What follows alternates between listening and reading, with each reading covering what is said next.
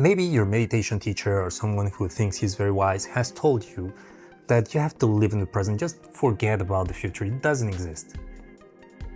I was told that and I thought it was the coolest thing ever. I could forget just about everything. I learned that instantly. Yeah, taxes deadline, gone. Any other responsibility, it was gone. The problem is that the future has a very annoying habit of becoming the present.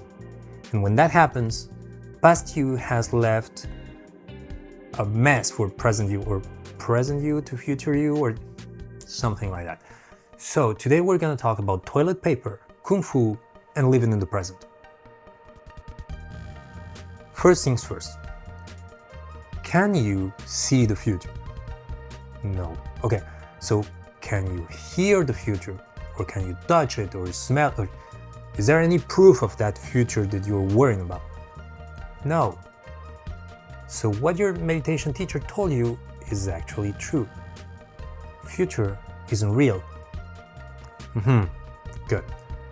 But think about this. Imagine that you're invited to a party and you're supposed to bring something to drink for everybody. But you live in the present and you are thinking about it later, and like, I'll do it later. The day of the party comes and the store is closed, you didn't buy the drinks, so you just show up, and people look at you and you are like, well, I didn't want to bring drinks from the future or energy, just live in the moment, chill. But you're at the party with all the food and you cannot eat it because there's nothing to drink. Too bad. I know that wasn't my problem. If anything, I always showed up with too much to drink, but let's not talk about it. Example number 2. Imagine that you're running out of toilet paper. And you're like, I'm living in the present, that's a problem for the future and it doesn't really exist. But days go by and the toilet paper finishes and you go and do your business and you're like, how did this happen? Why do I have problems if I live in the present? You see,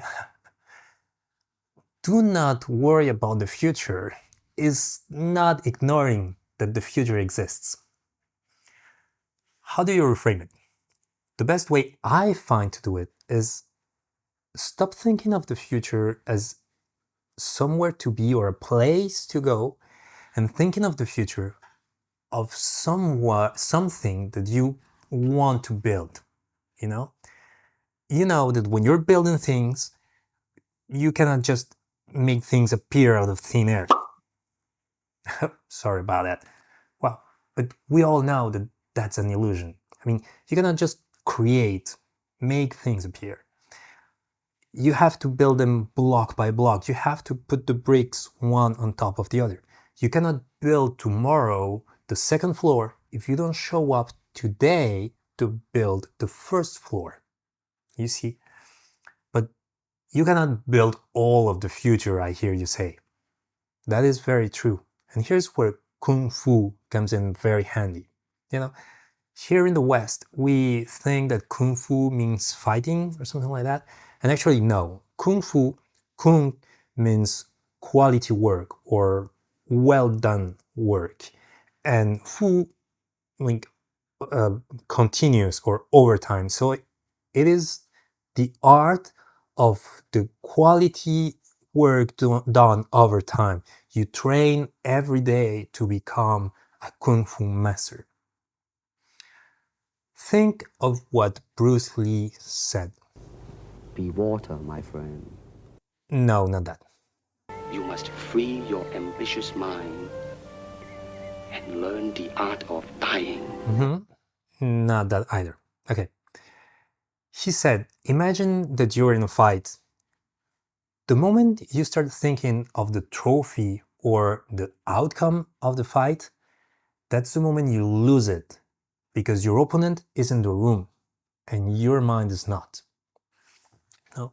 He also came up with the idea of the no style, because he said that no good fighter has a routine that he always repeats, has a fixed punch that he always does, because he would be predictable and not a good fighter.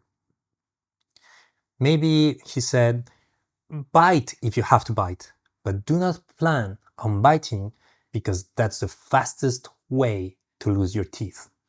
You know, because if you are planning on biting, you're gonna show your teeth, you're gonna get punched in there, and you're gonna lose your teeth.